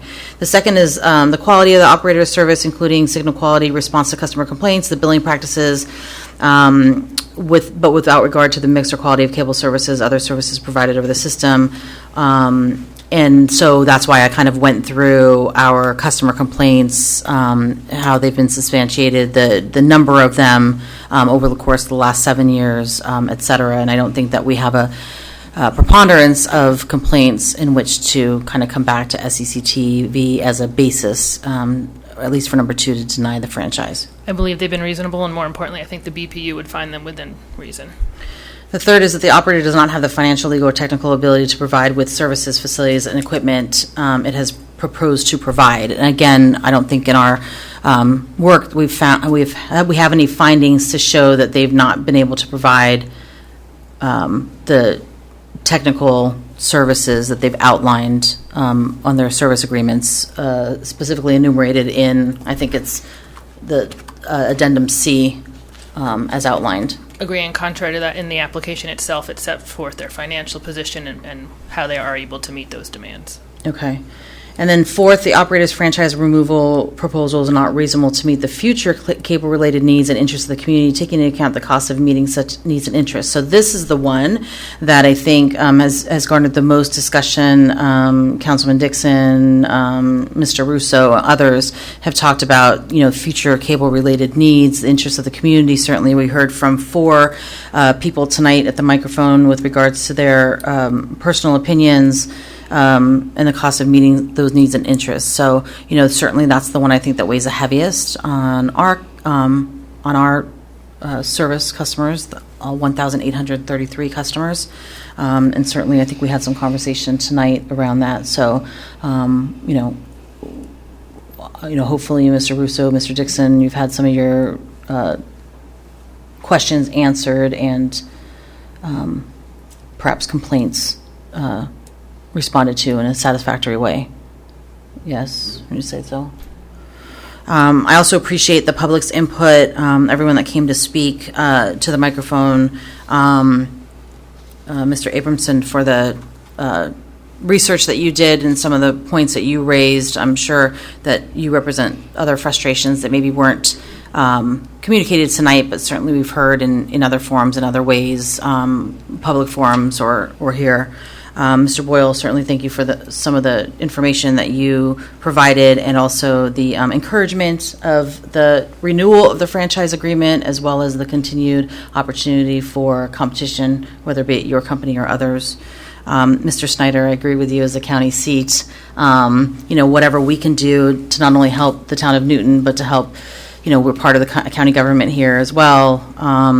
I think that's probably why our franchise agreement is probably more robust than some of the other municipalities, given the fact that we're trying to look out for our schools, our nonprofit organizations, the college, et cetera, in terms of at least providing some relief for those cable connections. And certainly if we can continue either through regular forums or others to encourage competition and put some stress on the conversation, because you're right, Sussex County is a bit handicapped in many different ways with growth, and the town of Newton, I think, leads the county in opportunities that we bring in because of the infrastructure that exists. So anything that we can do to push the conversation, or at least keep it at the forefront, I think is important. And Mr. Malone, hopefully you will make that service call and make sure they don't get charged for it. And if you do, we want to hear about it at the next council meeting. Okay, you'll let us know. Okay, so anybody else that didn't come forth this evening, I would just encourage you, though, because as you can see, we look in our research and when we have these conversations, we look at the complaints, we look at what's brought forth. I mean, it's all public record, right? So that all is taken into consideration as we move forward in these conversations. And certainly want to thank SECTV for coming out, for the three of you to come out to not only make your presentation in the hearing tonight, but to hear from the public. I know this show is on the road with all the municipalities, and it's part of why the process is a timely and lengthy one. So, Ms. Leo, I think the next steps based on this hearing, what we had to do in order to meet the requirements of this hearing, based on the work that's been done by the subcommittee that was established a number of months ago, the memo that's been outlined, certainly the application that's been put forth, the evidence that we've heard tonight. I'm not sure that we have any reason to deny a franchise agreement, but I'm going to check in here with my colleagues to make sure that we're all in the majority of agreement with that. Mr. Russo, certainly your input is important on this. Any reasons that we haven't outlined here or enumerated? No, I think they meet the criteria. I think the devil's in the details in terms of the ordinance and the things that we can negotiate to allow for, services for the municipality, but protections for the public that demonstrate good faith on the part of the company to maintain and upgrade their infrastructure and provide public forums and opportunities for people to come forth through my office and through the town, so that their voices are heard more than, like Deputy Mayor said, once every 10 years. Agreed. And I think that also speaks to what Mr. Snyder was saying about, making sure that whatever we can do in terms of pushing the envelope a little bit in this next agreement we can do. Deputy Mayor Flynn? No, I mean, you're asking. I'm asking if you're in consensus. I'm in consensus with the reasons I've stated my concerns, and the 4 points have been met. So, okay. The competition come. Councilwoman DiGlio. I'm in consent. Councilman Schlaffer. I'm on board. Councilman Dixon. All right, so then the council will ask that you work together to draft an ordinance, given the conditions that we've outlined in this memo, in Ms. Leo's memo, perhaps some additional considerations that we've heard tonight, and then we will go through the process as we would typically do, is to review that draft ordinance and then make any amendments and changes and continue to go back and forth, and then at such time move forward with additional introduction, public hearings, comments, etc., and hopefully have all that completed before the April deadline, or I think that we could do that by some January meetings. Agreed. Is the ability for the town to host a forum and invite or mandate SEC to come to a future forum, could that be in the agreement? Absolutely, yeah. Yes, we'll add that. We're going to add that. We don't know what the landscape's going to be like in 2 to 5 years, and to have you at the table would be considerable given the business you do in town. Yes. I would agree. A conversation once every 7 to 10 years is not adequate, and given I think what's on the horizon around technology, to your point, I think it's something that we look at having much more frequently. And we certainly thank Mr. Hoffman and Newton High School and others for having that forum earlier in the year that was really countywide, that brought all the service providers to the table, because I think it was a conversation that jump-started a lot of other conversations, and just so happened to be in the same year that these franchise agreements were looking at being renewed. So we should continue to collaborate in that manner. Okay. Understood. Okay? Thank you. We'll Good. prepare that. All right. Thank you Thanks very much, Madam Mayor. Thank you to the council. We appreciate your time and your patience. Thank you. Thank you. Thank you for being here. All right, we're going to move on to ordinances. We have a second reading and public hearing regarding ordinance 2019-14. Thank you very much to everyone that attended this evening. This is an ordinance to establish minimum and maximum salaries and wages for officers and employees of the town of Newton for the calendar year 2020. As you'll all recall, this is an ordinance that we do on an annual basis. Thank you, Cheryl, too, as well. Thank you all. That's right. Yeah, thanks, Rob. Yeah, take that out there. We need to, again, have a public hearing with regards to ordinance 2019-14. So do I have someone that's going to open the hearing? So moved to open the hearing. I'll second. I have a motion to open the hearing by Deputy Mayor Flynn, a second by Councilman Schlaffer. All in favor? Aye. Anyone wishing to speak on this ordinance? Okay, seeing none? Seeing nobody coming forward, I'll offer a motion to close that portion of the hearing. I will second that motion. I have a motion by Deputy Mayor Flynn and a second by Councilwoman Diglio to close the hearing to the public. All in favor? Aye. All right, do I have a motion to act? I'll make a motion to act on ordinance 2019-14. I'll second. I have a motion by Councilman Schlaffer, a second by Councilman Dixon to act on ordinance 2019-14. Roll call vote, please. Mr. Dixon? Yes. Mrs. Diglio? Yes. Mr. Flynn? Yes. Mr. Schlaffer? Yes. Mayor LaFois? Yes. All right, no other ordinances tonight. I don't believe we have any old business, right? Okay. We'll move on to resolution number 244-2019. This is authorizing waiving of water and sewer utility charges for the Newton Volunteer First Aid Squad for calendar year 2020. Again, this is a resolution that we've done in the past, and the reason why it's on a consent is because Councilwoman Diglio will be recusing for this resolution. Do we have any discussion on the resolution? No. Okay. Do I have a motion on the resolution? I'll make a motion on resolution 244-2019. I'll second it. I have a motion by Councilman Dixon, a second by Deputy Mayor Flynn to move on resolution 244-2019. Roll call vote, please. Mr. Dixon? Yes. Mrs. Diglio? Includes. Mr. Flynn? Yes. Mr. Schlaffer? Yes. Mayor LaFois? Yes. All right, we'll move on to the consent agenda. All items listed with an asterisk are considered to be routine and non-controversial by the Town Council and will be approved by one motion. There will be no separate discussion of these items unless a council member so requests, in which case the item will be removed from the consent agenda and considered in its normal sequence on the agenda. Mr. Russo, can you go through the consent agenda? Sure. Resolution 245 is the designation of the Public Agency Compliance Officer. That's annual. 246, Adam Vo to the Sussex County Solid Waste Advisory Committee. 247, Town Manager as the National Organization on Disability Representative. Authorizing the sale of brine solution to other municipalities. 248, Joe Carr to the Sussex County Water Quality Policy Advisory Committee. 249, cancellation of taxes on Block 402, Lot 20. We have transfers, 251, transfer of school monies, 252, credits to water and sewer, 253, annual agreement with the town and the parking authority, 254. We have several renewal of owner's licenses or driver's licenses for taxi cabs in town from Lorraine's office. We have authorization of payment of recurring bills from Monica, it's 258. We have the transfer of a liquor license, 259. Reimbursement for certain employees for vehicle expenses is 260. Concurrence with my appointment of a school crossing guard, 261. Mr. Schick to the planning board as an alternate. And then we have bills and vouchers. All right. Any of the council want to remove any of the resolutions for further discussion or separate vote? Okay. Seeing none, I need a motion to approve the consent agenda. I'll offer a motion to approve the consent agenda as presented. Second it?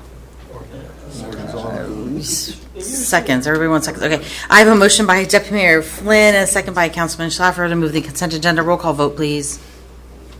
Mr. Dixon? Yes. Mrs. Diglio?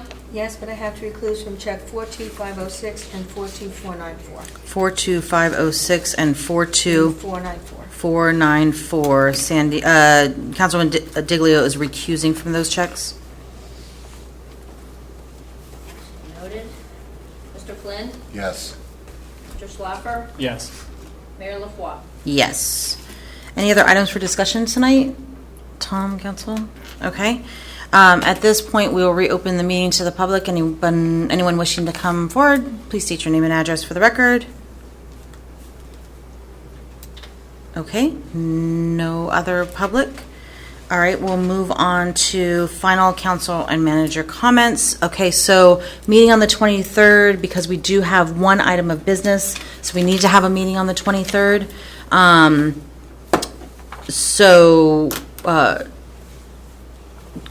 We have a request to move the time on the 23rd. We have a couple of people that will be out of town and will be joining us via conference call. So 9 a.m., noon, what are people's work schedules look like? That'll probably be a really light week, I would imagine. 9 a.m. would be 9 a.m.? preferable for me, if I can make 9 it. a.m. for me out in Oregon is 6 a.m. Yeah, but you'll be on East Coast time. I'll be on West Coast time. Or West Coast, yeah, but your body will feel like it's East Coast. I'm just teasing you. Is that problematic, Sandy, then? I probably would not be up at that hour, depending on how the children are. You don't have to. Yeah. Is it necessary? As long as we have a quorum, I mean, it would be okay. So, okay. So, Chances okay. are I might not be Okay, able that's to okay. at 9 o'clock.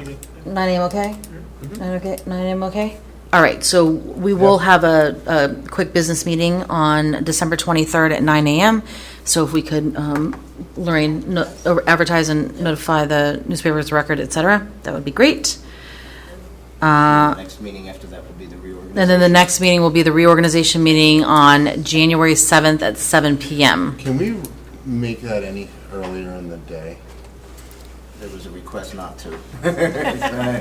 Yeah. She's flying. Something that day? Yeah, there's a few of us traveling back just for that meeting. It'll be a quick meeting, though, I think. Sorry. And then we'll get back on our regular schedule of meetings that is published, and I'm sure the clerk's office will be publishing that. We typically publish it in that first week of January to the 2 newspapers of record and post it on the official bulletin board as well. So we'll continue that practice, of course. And I think the only other comments I have, again, are thank you to everyone. And Dan, thank you. This past year, you've been the voice of reason, and yes, I think, and many times when I think I get excited about something, and then I call you, and then you think about it from the other side. So I think that's why this has worked this year. Is you have that engineering, analytical mind sometimes when I want to get perhaps excited about a different topic. And Tom, thanks for, always, regardless of the hour, accommodating my schedule via text or email or phone calls. I appreciate that, and your team's responsiveness, whether Terry or Lorraine, you, Kimberly on the community development side. So, we can go on and on, but, members of the police department, community relations, just so many, whenever I've needed something, have been right there. So I appreciate that. I have no other council or manager comments. Mr. Flynn? Yeah, so I just wanted to, being that it's Helen's last meeting, and you've actually been one of the longest standing mayors in recent times due to the change of the election from May to November. And so I wanted to just recognize the way you've really held yourself in the position for the last 18 months. I think you've given a lot of clarity to the seat. The openness and transparentness regarding the dissemination of information to the public prior to, during meetings. It's all been very diplomatic and extremely professional. I think we've seen a lot. We've actually had outward comments about how much more informative the meetings have been. It's just the structure of the person and the personality and the seat. So you've definitely worn that hat very well. So we'll hopefully continue in that fashion. I know I've been. My personal life has taken more time of mine this year, and you've been understanding of that, and I appreciate that. And we've worked well in the seat as deputy to the mayor, and I think it's been a great 18 months. There's a lot to be proud of in the town of Newton. There's a lot of changes that have occurred. Staffing changes, personality changes, perception. It's the word that we always come back to is the perception of how the public and our constituents and our colleagues on other councils, how they perceive the town of Newton. Right now, it's a well-oiled machine. So. I appreciate that. I think, where we were 18 months ago, there was a lot of dissension, anger. We had just come through a contentious election, and, whether it was moving the date, petitions, certainly this year's been, there's been lots of public interaction, whether it be the pool or, other things. And so I think, as much as we can be transparent, we can disseminate information, and even if we have to take a few extra minutes at a meeting to clarify with council or with others to kind of report out on things, I think that's important. I think we're responsible to do that in an informed way. So I appreciate that. Thank you. Any other comments? Yeah. Yep. Sorry. Right ahead. I didn't want to echo my colleagues in their praise of Mayor LaFleur during earlier comments in order to save some praise and thankfulness. Thanks. Thank you, Helen, for your knowledge, dedication, enthusiasm, and most importantly, your time invested in Newton and its success. I couldn't imagine a better example of what a mayor can and should be. Thank you. I think that, and thank you, I appreciate that as well. I think we are all proud of the town that we live in, otherwise we wouldn't be here to represent it, right? And, I think as much as publicly gets noted, there's a lot of the other side that sometimes is not as obvious, right? So again, I think important for all of us to constantly promote, the good things that are going on too, because I think, we can't always rely on our newspapers of record or social media or whatever to put out the positive things. So I appreciate that. And I think one of the wonderful things about our form of government, quite frankly, is that we all move in this seat, and so we all get to add our strengths, and the rest of us compensate for what our weaknesses are. And the one constant is, Tom and the team and our professionals that sit there to help us out. And I think that, we all may not agree at every given time, but I think we all tend to at least come to consensus, all driven by the fact that we're trying to do what's best for the town of Newton and for the people that live, work, and play here. So appreciate that as well. And to Dan, to your point and Sandy's point, sometimes we all can make an event, sometimes we can't make an event, but I think between the five of us, we do what we can, and a lot of the employees are always at the events as well. So I'm sorry, go ahead.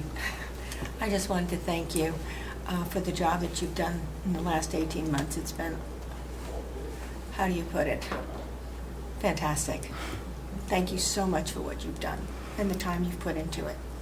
My pleasure. Any other? Just not trying to put you on the spot, Matt. Thank you for all you've done over the last 18 months. I think you've done it well. Very good coming from where we were to getting things kind of back on track, and just a good example for me and Jason coming in, being new, trying to show us, get our bearings with it all. So thank you for everything. Mr. Russo, any closing comments? No, just thank you, Mayor. It's been a pleasure working with you for the last 18 months. Look forward to continuing to work with you as a council person. Look forward to our new incoming mayor and deputy mayor for January 7th. As you indicated in previous meetings, much work to be done, a lot of great things going on. So we will all row the boat in the same collective direction with the professionals and staff, and we look forward to a very productive 2020. Yeah, you know what, there are a lot of exciting things, as I enumerated earlier tonight. I mean, those are all the accomplishments, but there's a lot of stuff that's in motion as well, and, we'll have just as many accomplishments this time next year, I have no doubt. So, on to 2020. We have no executive session tonight, so if there's no other business, I need a motion to adjourn at 9 p.m. Make a motion to adjourn. Second. I have a motion by Councilman Schaffer and a second by Councilman Dixon. All in favor? Aye. Aye. All right.